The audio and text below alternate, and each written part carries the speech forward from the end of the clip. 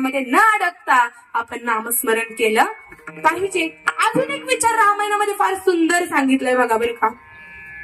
एक पक्षी होता, माहितीये सर्वांना. रामायणामधलं पक्ष्याचं नाव काय होतं? जटायू पक्षी. सर्वांना माहितीये बरं का. तो जटायू पक्षी, जटायू नावाचा पक्षी जेव्हा रावण सीतामातेचा हरण निघाला होता तेव्हा तो जटायू पक्षी त्या रावणाबरोबर युद्ध करत होता. आता तो रावण छोटा आहे गाव, तो राक्षस, त्याची 7 कोटी घरं सोन्याची होती. कवनाची ती 7 कोटी घरं आणि एका घराच्या चौकटीला 22 क्विंटल सोनं. आता 22 क्विंटल सोनं एका घराच्या चौकटीला, तर तुम्ही सांगा 7 कोटी घरांचं त्याच्याकडे सोनं किती असेल बरं? नंतर सांगा, हिशोब करून. आता विचार करत बसू नका, कीर्तन झाल्यानंतर येऊन सांगा.